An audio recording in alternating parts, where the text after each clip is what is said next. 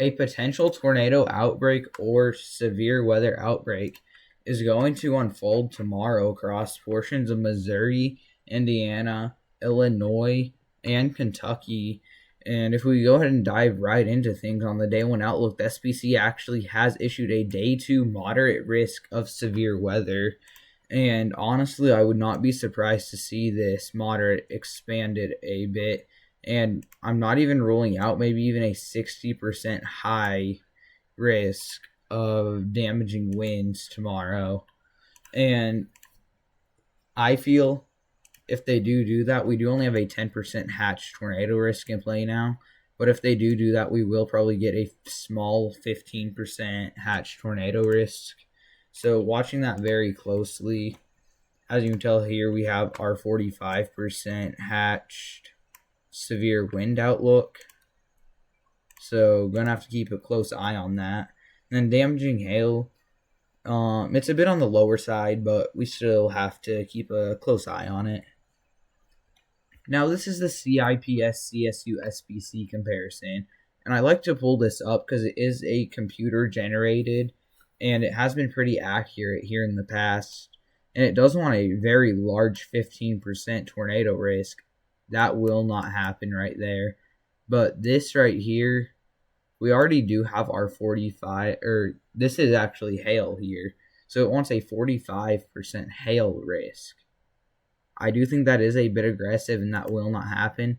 And then we do already have a hatched 45% wind risk, but we are not going to rule out that 60% wind high risk tomorrow.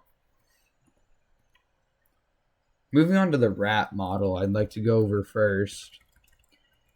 You can tell here, it's not the greatest at painting the picture, but we are watching all of these tiny little storms if they get going.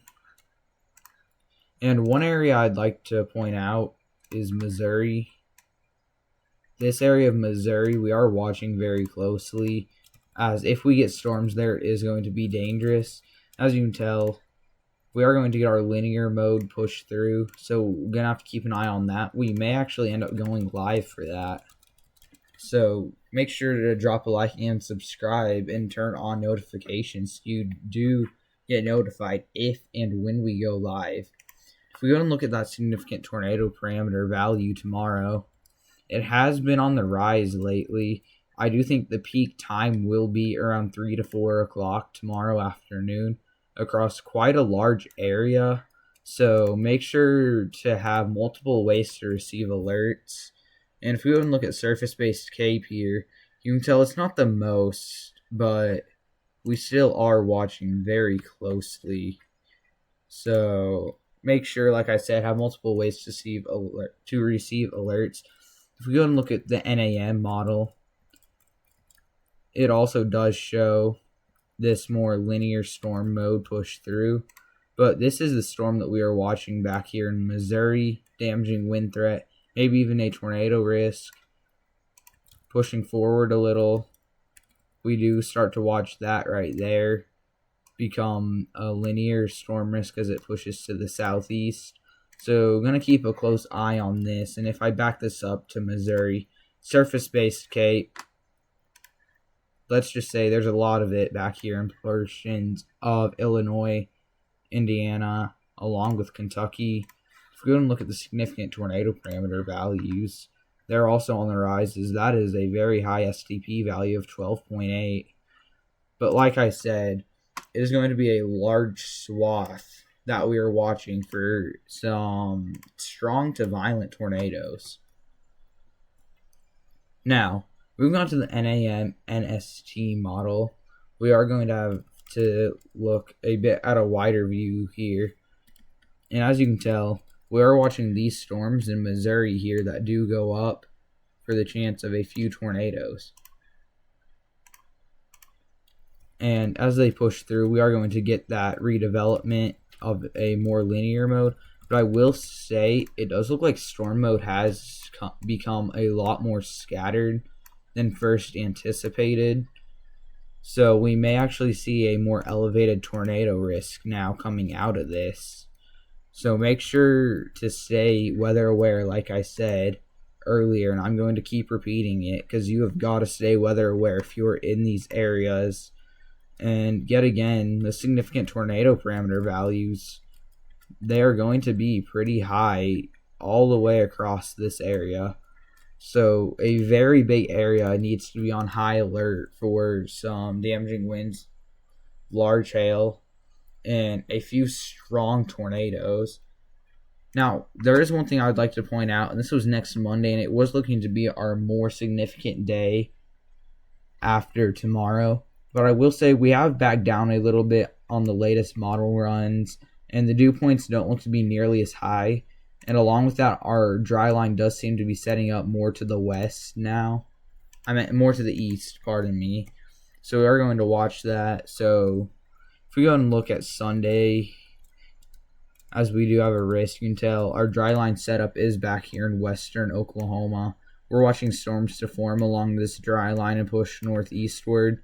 Big question is if those will develop, though. Sunday and into Monday here, you can tell dry line has moved a lot further to the east, as it was originally back here in western Oklahoma. Now it is moving more towards central Oklahoma. But the thing is right along this dry line, there's still some decently high humidity and dew points, around 40 to 50 right behind it and along it. But we are watching very closely across a very large chunk, I should say, more like this area now. It's where we are watching for. And if we get storms back here in western central Oklahoma and they start to push east, they are going to hit this rich air, and that is going to lead to that more elevated threat of some severe storms. Now, we are not entirely sure, and lots are going to change as lots have already changed. And speaking of that, if we go and look at surface-based K, you can tell, yeah, now there's more instability. So there are going to be a lot of things that are going to change over the next couple days. So make sure to just keep an eye on it. And if we go and look here at the HRRR, it's not fully through, so I saved it for last. But it does show multiple long track supercells. You can tell a bit more linear up here in central Illinois, but we are going to be watching for these supercells, as right here would be potentially high risk worthy for storms. And you can tell we do get that bow, and it is actually more widely scattered, as you can tell. This storm right here even has a hook on it, as you can tell. A very well-defined supercell on the model. But anywhere from Ohio back all the way through portions of central Arkansas, we are watching the threat for severe weather. And any of those storms that get out in front of this line are going to pose that tornado threat, that long track tornado threat, I should say. Make sure to drop a like and subscribe if you are new here. I hope you guys all enjoyed today's video. We will have a new video tomorrow morning. And the last thing I would like to go over is for next Monday. This is the CIPS. It does want a moderate risk in portions of southern Nebraska, along with portions of northern and eastern Kansas, and a very large enhanced risk. So just something that we have to keep an eye on. Lots will change, like I already said, and lots have already changed. So just keep an eye on the skies. Drop a like and subscribe if you are new here, as it would really help, as we are only 29 subscribers from 300, and I will see you in the next one. Bye.